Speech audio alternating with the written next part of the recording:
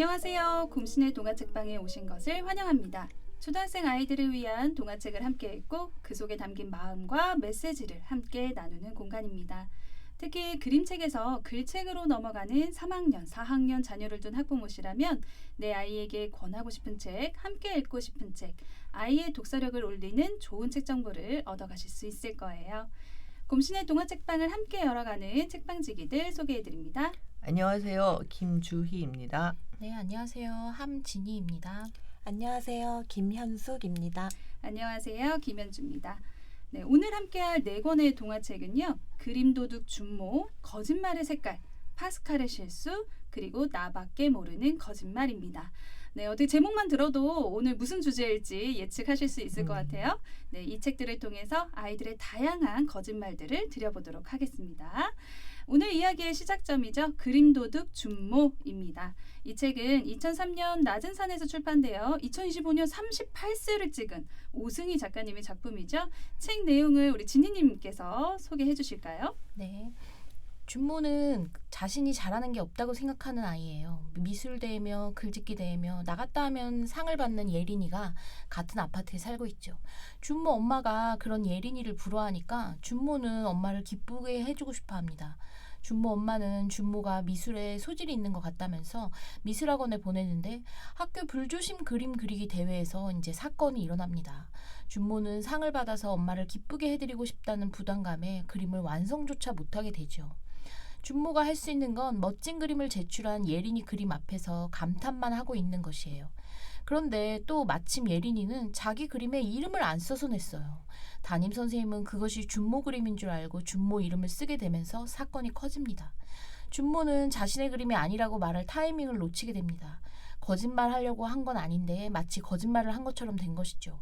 예린이가 그린 그림은 큰 상을 받고 전시까지 하게 될 운명에 처합니다. 모두 준모가 상을 받은 것으로 알죠. 여기서 준모는 갈등을 합니다. 내 그림이 아니라고 말할까? 아니면 엄마가 저렇게 기뻐하는데 그냥 내 그림인 척 할까? 그런 고민으로 괴로워하는 내용입니다. 네, 그런 준모의 내면이 또 1인칭 주인공 시점이라서 아주 깊이 있게 들여다볼 수 있게 하는데요. 준모와 또 주변 등장인물들의 관계에서 또 우리 분석하면 우리 주희쌤이니까 어떤 점을 눈여겨보셨는지 여쭤볼까요? 네, 일단은 준모는 엄마의 인정을 굉장히 많이 갈구합니다. 엄마가 상 받는 걸 중요하게 생각하니까 어떻게든 상을 받고 싶어 하죠. 준모에게는 그림을 그려서 상을 받는 것이 그림도 중요한 게 아니라 상도 중요한 게 아니라 엄마의 인정이 가장 중요하죠. 그런 준모의 마음을 엄마는 알아채지 못하고 그저 상상하게 되죠. 그리고 또 미술학원에서도 마찬가지입니다. 그러니까 미술 그림에 대한 좋은 태도를 길러주는 게 아니라 스킬을 알려주면서 상을 받는 가능성을 높이는 방향으로 교육을 하게 됩니다. 이런 그 성인들의 태도가 준모를 더욱더 이렇게 막다른 길로 몰아간 게 아닌가라는 생각이 듭니다. 준모의 내면을 알아준 유일한 사람은 준모의 친구 진구였습니다. 아이들은 그 각자 서로가 중요한 게 무엇인지를 서로를 알아보는 그런 눈을 가지고 있다라는 게 이 이야기 속에서 잘 드러났습니다. 네, 우리 준모는 또 무척 좀 외로운 아이였던 것 같아요. 네, 우리 잠깐 얘기가 나왔지만 이제 자기 그림이 아닌데 자기 이름이 적힌 그림을 빼내려던 준모가 이제 또 무작정 막 나무 위로 올라가요. 그 그림을 어떻게 빼낼 수 있을까? 근데 준모는 또 어떻게 그런 선택을 할 수 있었는지. 왜 솔직하게 말하지 않고 저 높은 나무에 올라가서 위험하게 그 미술 작품을 가져와야지? 그러다가 또 나무에서 떨어져서 다치면 좋겠다. 어떻게 이런 생각까지 하게 됐을까요? 준모는 소심한 아이고 특히 그 어린 아이인 준모가 이 사건을 너무 크게 받아들일 수밖에 없었던 거죠. 막상 큰 사건이기도 하고요. 이미 나는 잘하는 게 하나도 없다고 생각하는 아이가 남의 그림을 자기 그림으로 만들었다는 누명을 쓰면 절망적일 수 있을 것 같습니다. 요즘 아이들이 자기 주장이 강하다지만 안 그런 아이들도 분명 많이 있거든요. 그리고 준모 입장에서 보면 좀 억울한 면이 있어요. 묻지도 않고 예린이 그림에 준모 이름을 쓴 담임선생님이 잘못도 있는데 준모는 소심한 아이다 보니 솔직하게 말하기가 어렵습니다. 게다가 상 받는 소식을 들은 엄마가 너무 기뻐하는 모습을 보니 더욱 말할 수 없게 되는 거죠. 네, 책에서 준모가 나무에 오르면서 하늘까지 올라가 보자고 하지만 무섭기도 하고 선생님한테 들킬까봐 걱정도 돼서 아래쪽 가지에 걸터 앉으면서 그런 대로 만족하는 모습이 나오는데 그런 장면의 묘사가 소심한 성격의 준모의 모습을 잘 표현했다고 생각했어요. 여러 동화에서 아이들은 밝고 명랑하고 호기심이 가득 찬 모습으로 나올 때가 많은데 사실 준모와 같이 자신의 마음을 솔직하게 말하지 못하고 조용하게 지내는 아이들도 있거든요. 그래서 이 책은 자신의 마음을 조용히 표현하는 아이들이 읽으면 공감할 수 있을 거라는 생각이 들었어요. 네, 더불어서 또 아이들 상 받는 거 엄청 좋아하잖아요, 우리. 네, 부모님들도 같이 읽어보시면 좋은 책입니다. 네, 우리가 이 그림도둑 준모라는 책을 먼저 읽고 나서 거짓말을 주제로 다른 책들도 같이 읽어보면 좋겠다. 그렇게 또 같이 공유하고 싶은 책을 한 권씩 선정을 했습니다. 저는 거짓말의 색깔이라는 동화책을 소개해 드릴게요. 네, 이 책의 주인공인 지온이는 거짓말을 하는 사람의 입에서 회색 연기가 나오는 것을 볼 수 있는 능력이 생깁니다. 처음 지온이는 거짓말의 색깔은 회색, 회색의 입김을 내뿜는 사람은 거짓말을 하는 사람, 이렇게 구분하고 막 지적하다가 미움을 사죠. 그러다가 소혜라는 친구처럼 남에게 잘 보이고 싶어서 거짓말을 하고 또 미나라는 친구처럼 거짓말을 못해서 곤란한 상황에 처할 수도 있다는 것도 알게 돼요. 그리고 또 엄마가 이런 당부를 합니다. 누군가의 마음을 파헤치지 말았으면 좋겠다. 이런 것도 저는 이해가 돼요. 그래서 세상은 회색과 회색이 아닌 색만으로 구분짓는 곳이 아니라 거짓말을 좀 깊숙이 들여다보면서 다양한 색깔이 어우러지는 그런 곳이라는 것을 알아가는 내용입니다. 저는 이 책이 거짓말은 무조건 나빠. 이런 것에서 좀 벗어나 있어서 좋았어요. 미나가 또 이렇게 말한 부분도 있거든요. 지온이는 누군가가 말할 때 깊숙이 그 사람을 쳐다봅니다. 친구들을 진실하게 만들어주는 지훈이가 참 신기하다라고요. 지훈이가 처음에는 막 거짓말 판별하는 사람으로서 역할을 하는데 이제는 성숙한 경청자로서 이렇게 성장을 하는 모습이 보여지거든요. 진희님은 이 거짓말의 색깔 책 어떻게 보셨어요? 등장인물들이 이제 거짓말과 관련된 특징들이 있어서 아주 재미가 있었어요. 그 다른 사람들의 거짓말을 볼 줄 아는 지온이가 중심 인물이고 또 같은 반에 거짓말을 자주 하는 소혜가 있죠. 그리고 거짓말을 할 수 없는 아이 미나가 있어요. 소혜도 거짓말을 하는 사정이 있고 미나도 거짓말을 하면 안 되는 사정이 있죠. 거짓말이라는 주제로 다양한 캐릭터가 등장하는 재미있는 책입니다. 많은 책들이 거짓말에 대하여 다양한 에피소드를 만들고 있지만 이 책에서는 거짓말을 하는 아이, 그걸 거짓말인 걸 알아보는 아이, 그리고 거짓말을 하면 안 되는 아이가 등장하면서 참신한 재미를 주고 있죠. 이런 문제가 아이들의 세계에서 참 많이 일어나는 것 같아요. 친구가 하는 거짓말을 사실대로 말할 것인가, 감출 것인가. 얼마 전에 아이가 같은 반 친구와 다툰 일을 이야기하는데 자신이 하는 일을 선생님한테 다 이른다고 불만이 많았어요. 이 책의 앞부분을 아이가 조금 읽었을 때 아이에게 지온이와 같이 거짓말을 볼 줄 아는 능력이 있으면 어떻게 할 거냐고 물으니 선생님한테 모두 이른다고 하더라고요. 그래서 얼마 전 학교에서 있었던 일에 대해서 말하니까 당황하면서 다시 고민에 빠지더라고요. 그리고 아이가 책을 다 읽은 다음에 같은 질문을 해봤어요. 그러자 아이가 생각이 바뀌었어요. 친구의 거짓말을 모르는 척 해줄 거래요. 왜 생각이 바뀌었는지 물으니 사실대로 다 이르면 친구와의 관계가 멀어질 거라고 하더라고요. 이 책은 아이의 경험과 연결해서 이야기하기 좋았어요. 친구와의 의리를 지킬 것이냐, 거짓말을 나쁜 것이니 모든 사람들에게 사실대로 알릴 것이냐의 갈등 상황은 늘 하나의 기준으로 정할 수 없죠. 상황에 맞게 유연하게 생각하면서 선택은 늘 달라지기 마련이니까요. 네, 4학년인 저희 둘째도 이 책을 읽었거든요. 네, 네가 지온이라면 이 능력을 가진 것이 좋을까? 이렇게 물었어요. 그랬더니 바른 말을 하는 사람과 거짓말하는 사람을 알아볼 수 있으니 좋을 것 같아 이렇게 얘기를 하더라고요.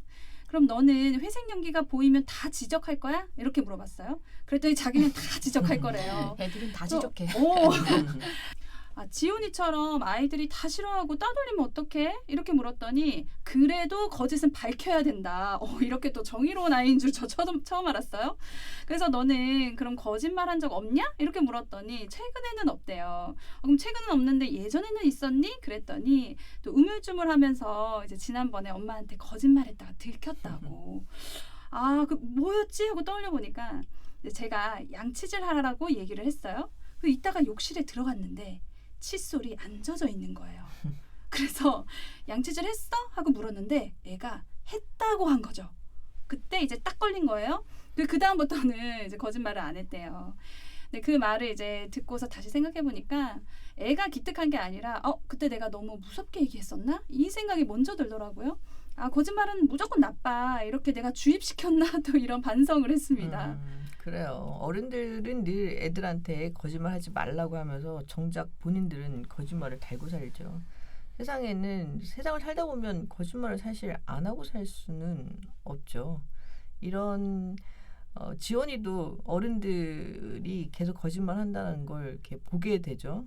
이 상황을 지원이는 받아들이기 무척 힘들었을 것 같아요. 도대체 모든 사람들이 다 거짓말을 하고 있다면 도대체 누구를 믿어야 할까? 이런 절망감 같은 걸 갖게 되겠죠. 네, 그러니까 거짓말을 하냐 안 하냐 그거 자체보다는 어떤 맥락에서 거짓말을 하느냐, 거짓말을 하는 이유 같은 걸 이해하는 게 사람을 더 깊이 있게 이해하는 과정이라는 걸 지원이도 아마도 서서히 깨닫게 되어 갈 거라고 생각합니다. 네. 그리고 외국 동화 가운데서는 이렇게 거짓말은 무조건 나빠 이런 관점보다는 또 창의성의 원천으로 접근하는 작품들을 종종 볼 수가 있는데요. 그래서 아마 주희쌤이 이 책을 추천 도서로 선정을 하신 것 같아요. 파스칼의 실수. 네, 주희쌤이 간단히 책 내용 소개해 주시겠어요? 네, 제가 개인적으로 정말 좋아하는 책입니다. 이렇게 주인공 파스칼이 나오는데요. 파스칼이 행동이 굼뜨다고 선생님이 면박을 하는데 거기다 대고 대뜸 우리 엄마가 죽었어요 라고 말을 합니다. 자기도 모르게 전혀 생각지도 않은 그런 말이 자기 입에서 튀어나온 거죠. 그 다음에 이제 문제가 벌어지는데요.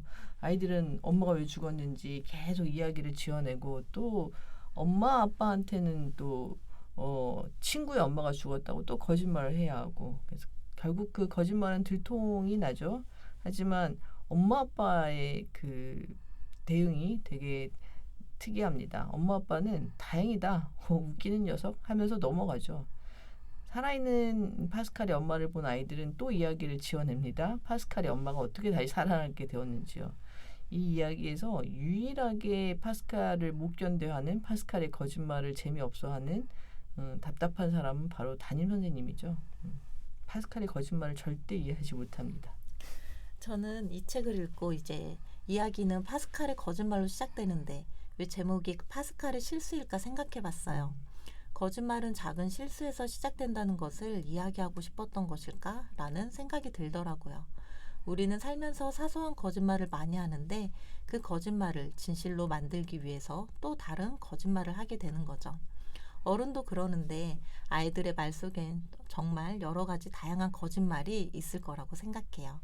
그런데 거짓말은 나쁜 것이라고 단정하기보다는 그 거짓말을 실수로 바라봐주고 해결할 수 있도록 기다려주는 것이 필요하다고 생각했어요. 그런 면에서 69쪽에 나오는 말인데요. 그러고 보니 간단한 문제였다. 사실은 엄마가 돌아가신 게 아니라고 하면 그만이었다. 라고 말하는 파스칼의 말에 많이 공감이 됐어요. 아이는 이 책의 제목을 파스칼의 큰 실수라고 해야 한다고 하더라고요. 아무리 그래도 엄마가 죽었다고 말하는 건 너무했대요. 저도 그렇게 생각합니다. 엄마가 돌아가셨어요라는 거짓말로 시작하는 게 너무 충격적이었어요. 어떻게 그런 거짓말을 하지? 뭐 해도 되는 거짓말, 하면 안 되는 거짓말의 이 기준을 말하기도 좀 어렵지만 엄마가 돌아가셨다는 거짓말, 또 그것을 무마하려고 친구의 엄마가 돌아가셨다고 하는 그 거짓말이 저는 아무리 동하지만 이해가 안 되더라고요. 저는 딸만 둘이라서 그런지 모르겠는데 혹시 남자아이들의 특성일 수도 있나요? 이 주인공이 남자아이라? 이 남자아이들만의 특성이라기보다는 그냥 그 또래 아이들이 위기를 모면하기 위해 관심을 밖으로 돌리는 그냥 흔한 방법 같아요. 어릴수록 말도 안 되는 거짓말을 할 때가 많잖아요. 물론 금방 들키지만. 파스칼도 엄마가 돌아가셨다는 거짓말을 하자마자 금방 들켰다면 어땠을까요? 과한 거짓말로 위기를 모면하다가 파스칼처럼 일이 커진 경험 다 있지 않나요? 걷잡을 수 없이 커지는 자신의 거짓말로 인한 사건을 보고 또 배워나가는 거죠. 다시는 거짓말을 하지 않겠다. 이것보다는 살살 해야겠다. 이런 교훈.